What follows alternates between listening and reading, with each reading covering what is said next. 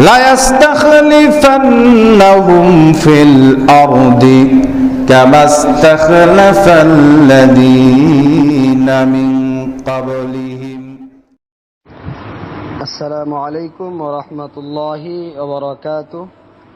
প্রিয় দিনী ভাই, আপনি জানতে চেয়েছেন যে আপনি মদের একটি দোকানে চাকরি করেন, এতে কি আপনার টাকা পয়সা হালাল হবে কি? প্রিয় ভাই, আল্লাহ রাব্বুল আলামিন সমস্ত অশ্লীল বেহায়াপনা এবং সে সাথে আরও অনেক কিছু হারাম করেছেন। যে হারাম বিষয়গুলো যারা করবে এবং যাদের মাধ্যমে করবে, যাদের সহযোগিতা করবে, যে কোনোভাবে কেউ যদি এর সাথে জড়িত থাকে তাহলে সে অবশ্যই গুনাহগার হবে।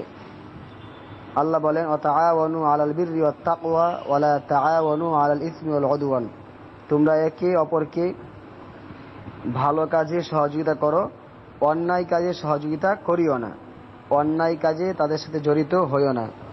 তো যারা মদ বিক্রি করে, তারা মদ বিক্রি করে অন্যায় কাজে সহযোগিতা করতেছে। অতএব যারা মদ খায় আর যারা মদ বিক্রি করে কিংবা মদের দোকানে চাকরি করে, তাদের অপরাধ সমান। তারা সহযোগিতা করার জন্য অপরাধ সমান হবে। ভাইয়া, আপনি একজন মুসলিম, আপনি দুনিয়া পাওয়ার জন্য আপনার চিরকাল আখেরাতকে নষ্ট করতে পারেন না। আপনার আখেরাত চিরস্থায়ী। আপনি এই হারাম টাকা পয়সা দিয়ে আপনি নিজে খাচ্ছেন, আপনার পরিবার পরিজনকে খাওয়াচ্ছেন। নিঃসন্দেহে মদের দোকানে চাকরি করার ইনকাম এটা হালাল হবে না, এটা হারাম।